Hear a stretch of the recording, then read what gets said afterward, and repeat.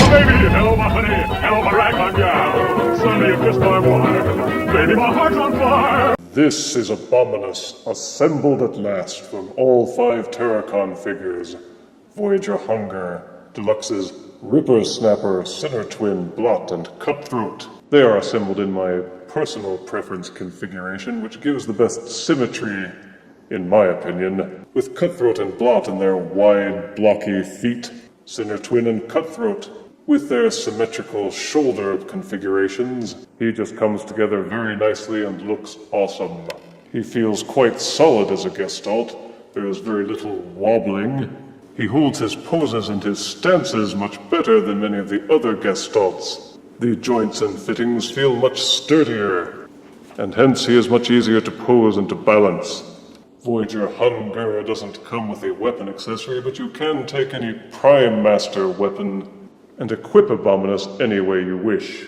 The Enigma of Combination figures fits very well into the little hatch on his chest. His articulation is quite robust, except that he has no waist rotation. Many of the deluxe weapon accessories store very well in the beast modes, as well as with this Gestalt mode. So even though Abominus is based on the Silverbolt Voyager as a Gestalt core, they've made enough alterations and changes so that it feels like a new figure. I'd have paid beaucoup bucks for a box set, and perhaps they may still do that at some point in the future, but for now, I'm glad to have Abominus as part of my Gestalt Combiner collection. Some may not think much of the mind-blowing color schemes, but it is in tribute to Generation 1, and there are other combiners like Generation 2 Fruticus who are even worse at color combinations. For size comparison, here is Gestalt Terracon Combiner Abominus next to his Combiner Wars rival, Computron. Seriously, you think this color coordinates better? If it weren't for the Legend Scour's thing attached to his shoulder, there is no doubt that Abominus is comparable in size to Computron, even without the little moon boosters in his feet.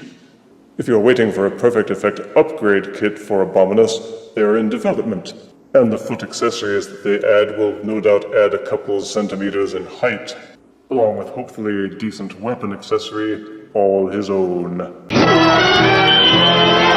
It took them a while to assemble all the pieces for Abominus, but he was well worth the wait.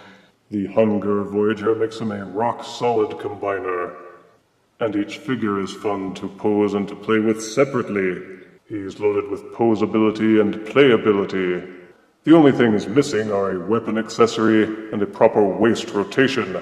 But Abominus came together well, and I give him a well-earned 9 out of 10 deaths. He's an Abominus for Abomin-us. If you refuse me, honey, you lose me, then you'll be left alone, oh baby, tell them all, and tell me I'm your own.